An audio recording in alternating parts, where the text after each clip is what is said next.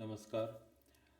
So a few days back, I had a interview with my Guruji, Shri Visti Larsen, and he had given a very beautiful lecture on remedies. I have posted most of the parts of that.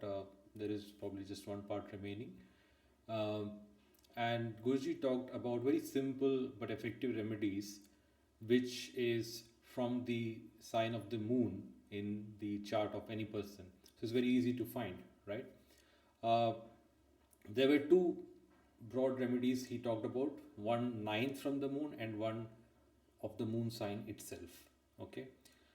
Today, what I'll be covering is the ninth from the moon, which he covered in the second part, part two of the video of the set of interviews.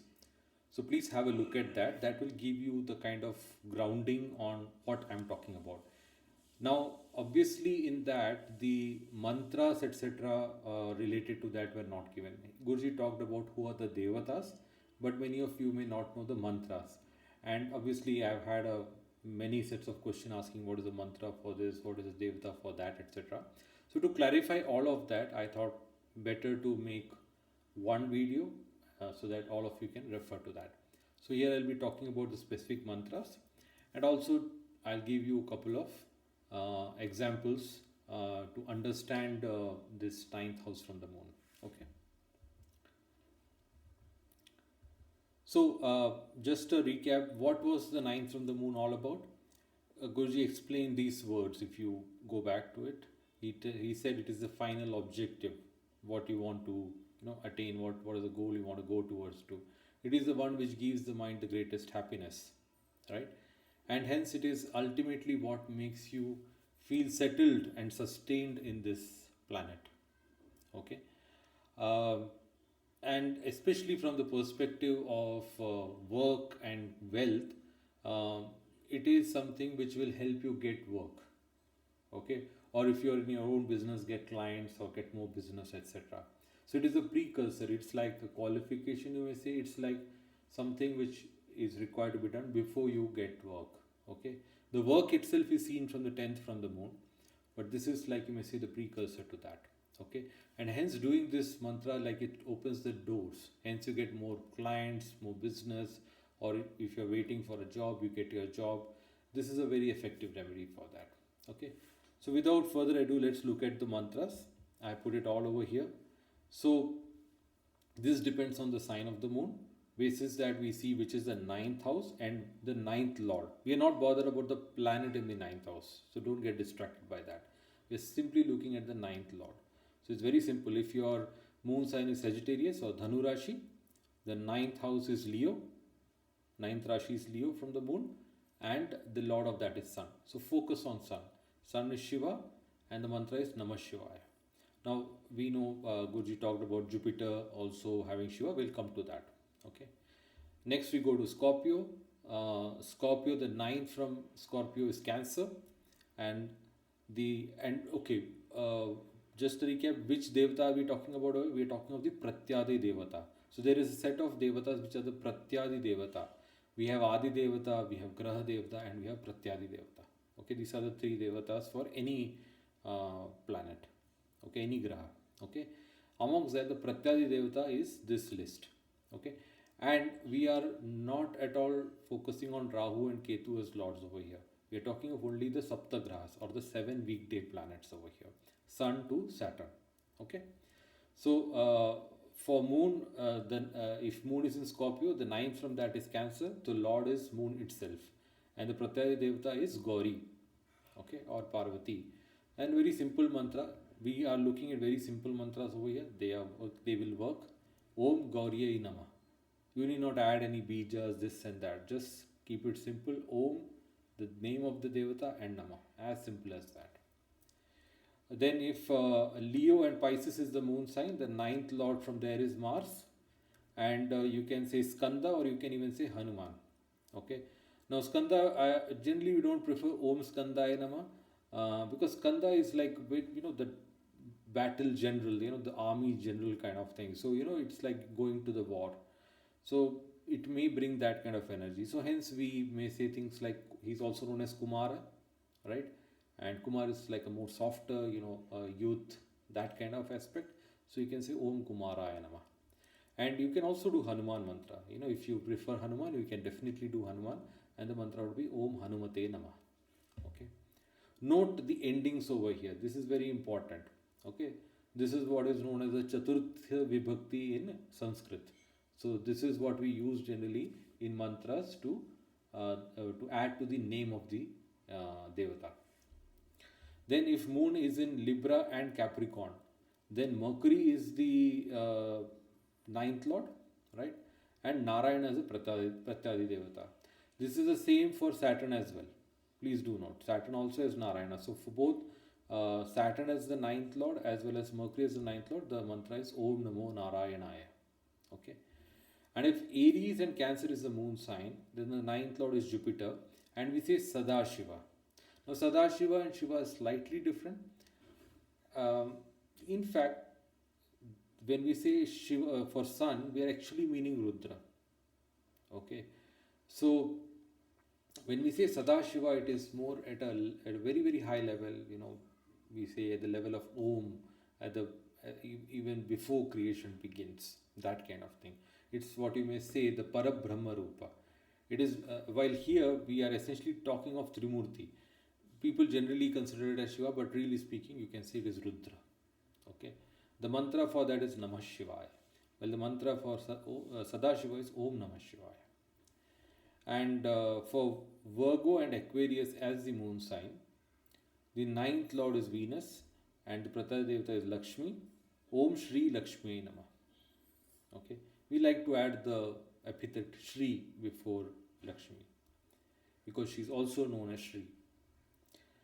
And for Taurus and Gemini as the moon sign, the ninth lord is Saturn, and Narayana is a Pratyadevata. I have already said Om Namo Narayanaya. Okay.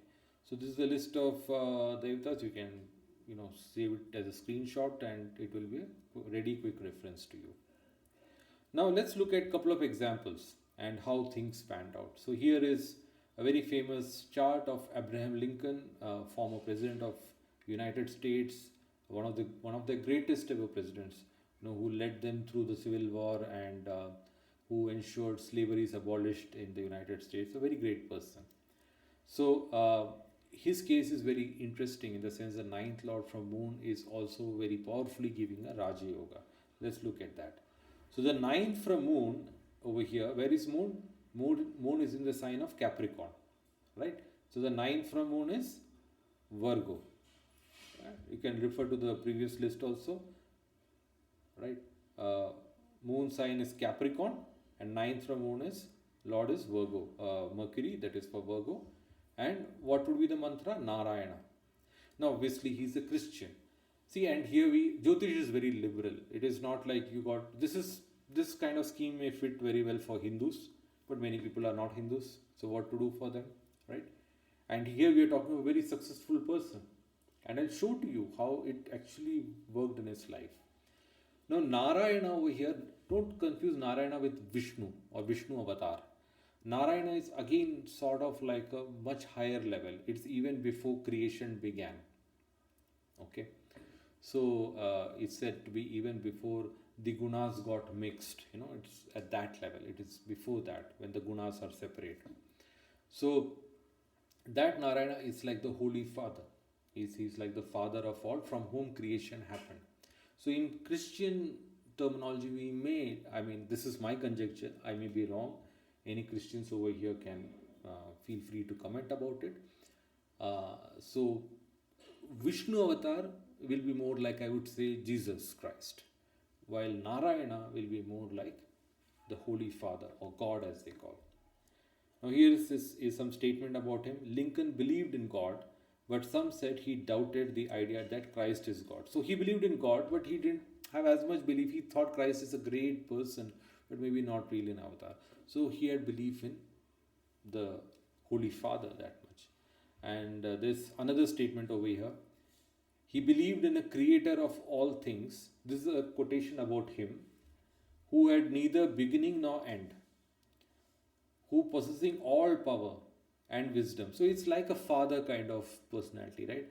Established a principle And in obedience to which? Obedience. We obey the Father, right? In obedience to which worlds move and are upheld.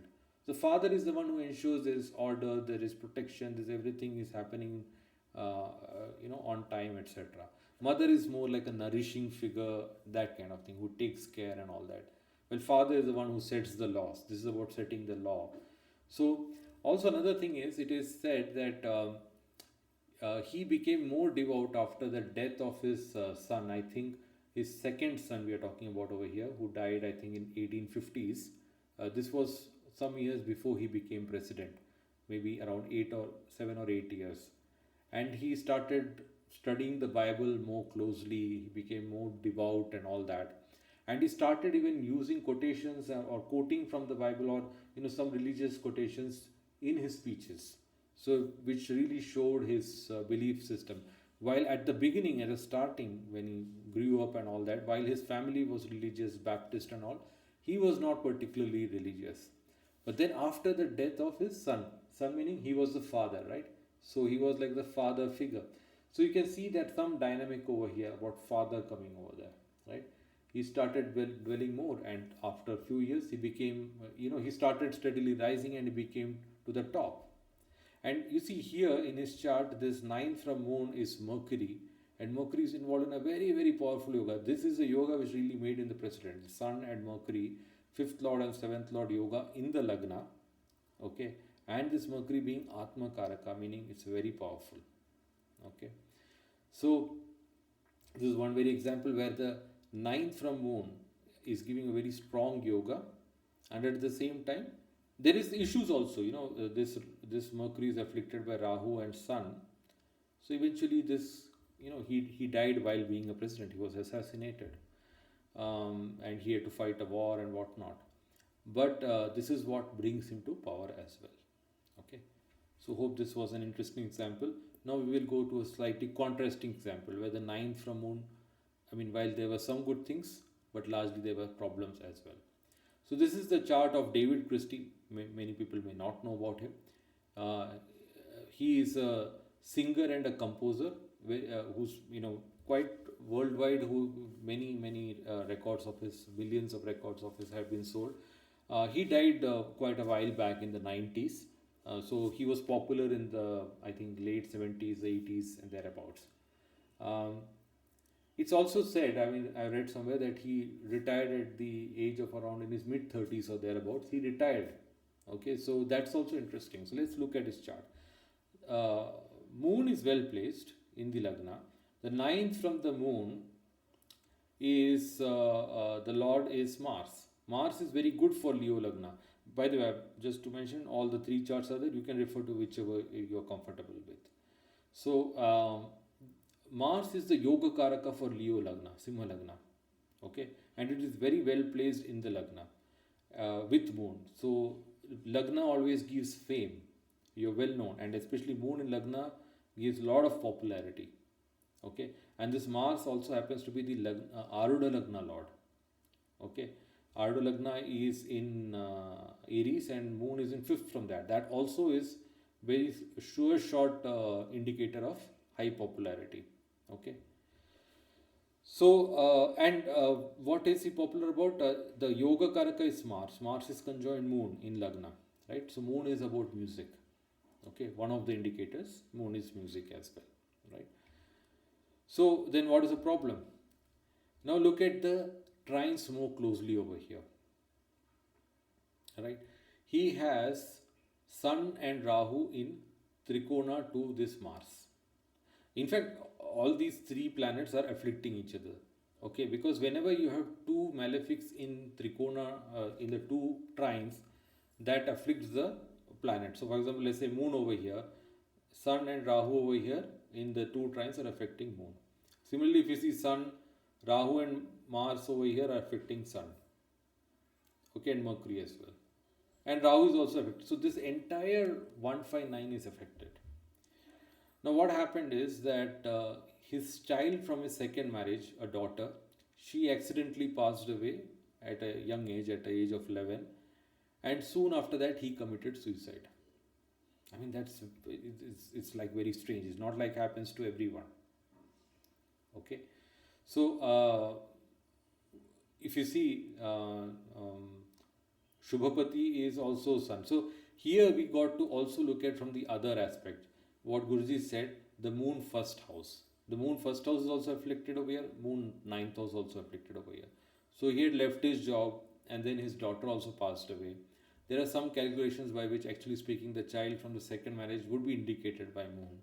Okay, and that is having this papa. We call it papa kona over here, and that is in his lagna, so he himself is also affected by that. Not every person whose daughter or son or child passes away may commit suicide after that, but in his case, some emotion over there drove him to suicide. Now in this case, what would we have done? In this case, we would have rather focused on the moon sign itself.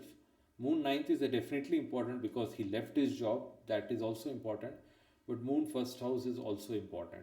So the Shubhapati or the Nakshatrapati, whichever is afflicted here, definitely the Shubhapati is afflicted. I have not noted his Nakshatra. Probably it is either Purva Falguni or Uttara Falguni. If we say Purva Falguni, then Venus is affected to an extent. Uttara Falguni, Saturn to an extent. Probably it is more due to Sun itself as a Shubhapati, that being afflicted. Okay. So these are two examples. Hope you found it interesting. I will cover the moon first house remedies in a separate video. Okay. Thank you so much.